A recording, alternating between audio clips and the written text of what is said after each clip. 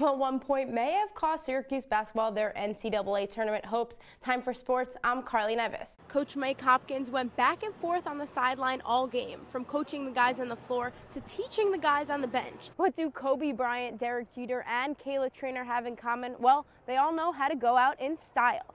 Fast forward to today, Syracuse has won the round of 64, got through 32, scooted by in the Sweet 16. Syracuse women's lacrosse beat the UConn Huskies tonight in the Carrier Dome 17-7, and it was a dynamic duo that really stuck out for the Orange. To the diamond, wait, not yet, but almost. The Syracuse Chiefs will finally play in their home opener tomorrow. It was a day of Sweet 16s for the Orange as SU found the back of that net 16 times. What are the odds that we still get into the NCAA tournament? Well, Hunter, you really, as an Orange fan, you rooted for Syracuse today because you thought, hey, they beat Pittsburgh and then they're in. But now, you don't know.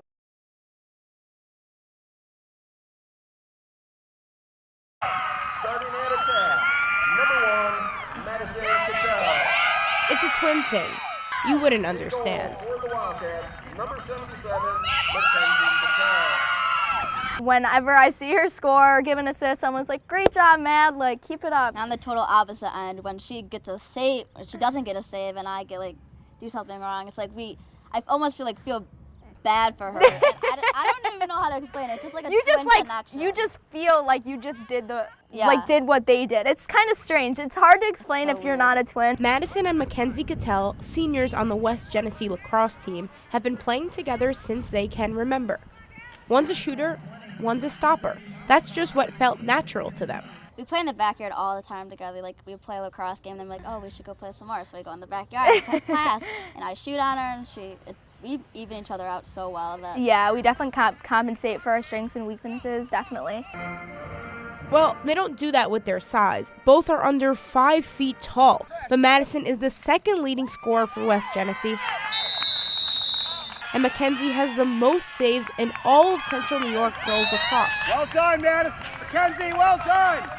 Yet their similarity goes far beyond their last name.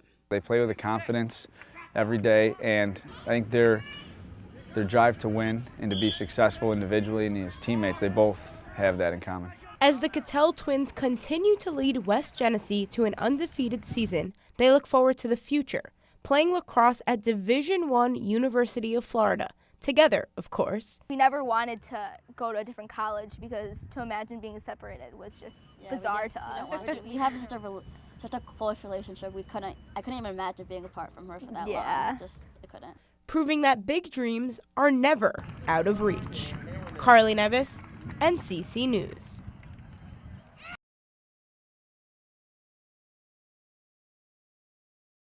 Visualize this. You're in the Carrier Dome. The house is full. The feeling is electric. The noise is deafening. You have a defense that is relentless. You have a special teams that has been well coached. You have an offense that will not huddle. And you have a game that's faster than you've ever seen. Well, clearly, right from his introduction, Babers already believes he can lead SU on a fast track to success. We're going to have coaches on the ground recruiting at the end of today. Just the caliber of a coach athletic director Mark Coyle was looking for. Somebody of Coach Babers' success has been on our radar a long time. He's obviously been known across the country by a lot of different schools, and again, we're excited to have him here at Syracuse. He'll have the tall task of rebuilding a Syracuse team that won just 4 games under Coach Scott Schaefer this season. But Babers says he is ready. One of the moves that always grabbed me was Apollo 13. You know, when the carbon monoxide was going up and all they had was this box of stuff, and they came in and they threw that box on the table and they said, what is that stuff? They said, well, that's what they've got up there, and we've got to figure out a way to get that carbon monoxide down.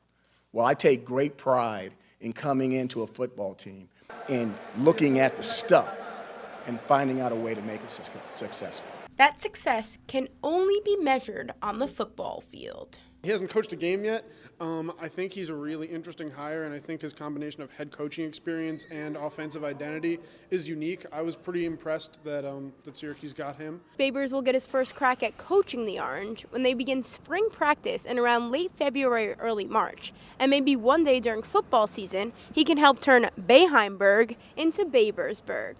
Reporting in Syracuse, Carly Nevis, NCC News.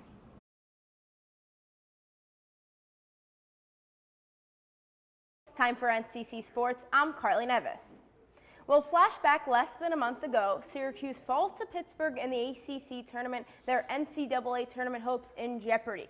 Fast forward to today, Syracuse has won the round of 64, got through 32, scooted by in the Sweet 16, and tonight found itself with its most daunting task, beating the #1 ranked Virginia Cavaliers in the Elite Eight.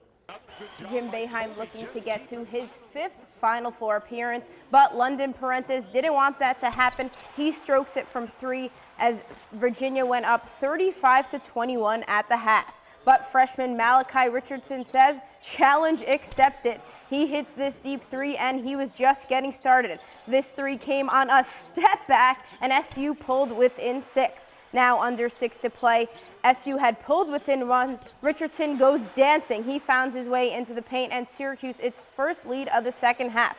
Fast forward 3 minutes, Richardson gets his own rebound, fakes it out, and so nice, we gotta see it twice. That fake, the Virginia Cavaliers didn't know what to do with that one. Syracuse on a 25-4 run. Now last shot for Virginia, down 3 with 14 seconds left. Devin Hill just off the mark, and Syracuse pulls off the upset over #1 Virginia. And after the game, SU said it was all about the defense. And to the women's side, the Orange are also feeling elite. It's been a historic season for SU, their first time in this Elite Eight round, and looking for a trip to the Final Four for the first time as well against Tennessee tonight. Coach Q always got something snazzy on this time with those glasses, but it was a scary play in the beginning of the game. Alexis Peterson goes down holding her legs, but don't worry, she'd come back in style.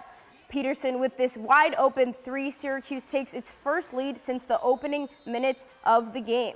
And 1 minute to play in the quarter, the trap is on. Peterson and Sykes gets this one to go, hits the Euro step, and Syracuse went up 41-35 at the half. Second half, Cornelia Fondren hits Maggie Morrison for 3. The 3 parade would keep going on. Brianna Butler decided to join the party. They had 14 threes in this one as Syracuse advances to their first Final Four ever with an 89-67 win. Now to men's lacrosse, SU taking on Binghamton, and Tim Barber comes around to score. West Jenny, an OCC product, he also had 2 assists. Then later on, Jordan Evans from way downtown. Usually that's a basketball term, but definitely fitting here. Now, SU would be led, though, by Nick Mariano. The transfer gets inside as Cuse went up 4-0. Second quarter, right off the face-off, Ben Williams keeps it for himself for his first goal of the season, as Cuse was definitely in the driver's seat. Then 2 minutes later, Evans to Dylan Donio, his second goal of the day. SU wins big.